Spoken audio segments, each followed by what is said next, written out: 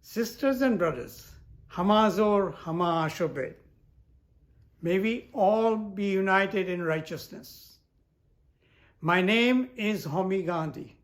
I am the co-chair of Interfaith Activities Committee of the Federation of Zoroastrian Association of North America and co-president of Religions for Peace World Council.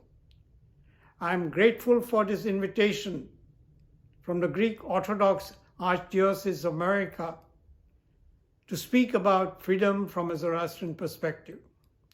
And I wish the Greek Orthodox community well on the 200th anniversary of the Greek Revolution. Zoroastrianism is one of the oldest monotheistic faiths, originating around 1400 to 1600 BC in Persia. Prophet Zarathustra's revelation of the religion included the notion that all God's creations should be respected. Of all God's creation, human beings stand out among the rest because they are endowed with a good mind and free will to make good choices in thought, word, and deed in every aspect of life. It is believed that these good choices, born out of the freedom to make them, renew all that is good in the world and prevent it from falling prey to evil. So important is the notion of freedom of choice in Zoroastrianism that even the prophet, in converting his first followers, appeals to their reason and converts by persuasion. Zoroastrian scriptures, the Gathas, are not prescriptive in nature. They empower followers of the faith with the freedom to choose in every aspect of their lives. For instance, in one verse, Zarathustra says, Shrota Geush Ayush Vahista Avenata Sachamananga Avare Nao Vichitya Narem Narem Kakyai Tanue Paramaze Yahunga Ommaine Sasyai Baudanto Paiti. Meaning, hear the best truth with your ears and decide by your pure mind. Let everybody judge for his own self and find out what he ought to.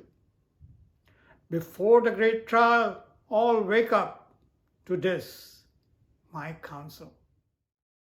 Zoroastrianism flourished over 1,000 years from 600 BC to 650 AD when three imperial Persian dynasties, Ecumenians, Parthians, and Sasanians, embraced it as their religion.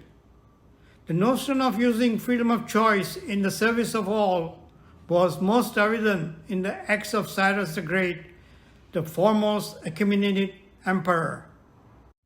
Cyrus, also known as Kurush, freed the Jews from captivity in Babylon when he defeated Nebuchadnezzar. He gave every Babylonian the freedom to practice their own faith. Nebuchadnezzar had razed to the ground the temple in Jerusalem. Cyrus allowed the Jews to go back to their motherland and promised them funds from his treasury to rebuild the temple. It is with funds from the Persian treasury that the second temple was built in the reign of Darius the Great, Cyrus' successor.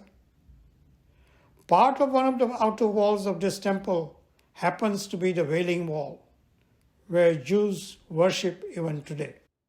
Cyrus is the only person, other than a Jewish prophet, who is called Anointed of the Lord in the Old Testament. The famous Cyrus Cylinder is known as the first Declaration of Human Rights. It is on display in the British Museum in London, and a replica of it stands outside the United Nations Security Council chamber.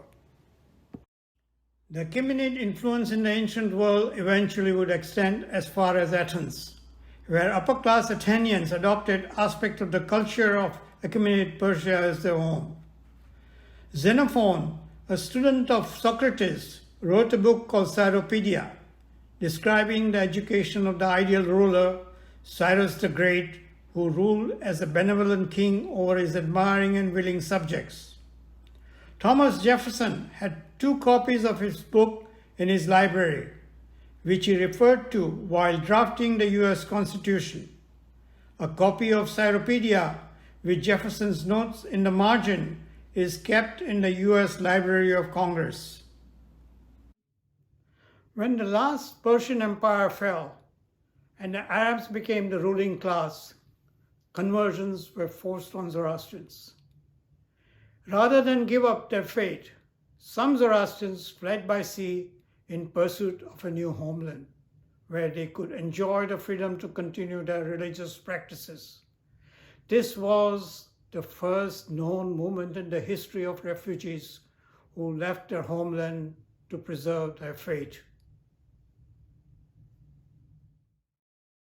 They arrived on the shores of Western India, where a king, Jadi Rana, gave them asylum and the freedom to practice their own faith. Since then, Zoroastrians have contributed to all aspects of Indian life.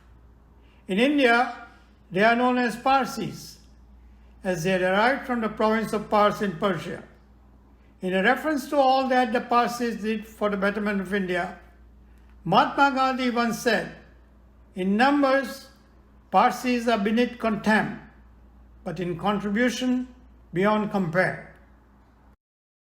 When I had the privilege to meet His All Holiness Patriarch Bartholomew in 2013 at the World Assembly of Religions in Vienna, Austria, his first question to me was about the status of Zoroastrian population. Although the global Zoroastrian population is less than 200,000 today, the characteristic that all Zoroastrians share is a belief that the religion prizes the freedom of all human beings to make their own choices in life. Using this freedom to make good choices that benefits all is a foundational belief in the Zoroastrian faith.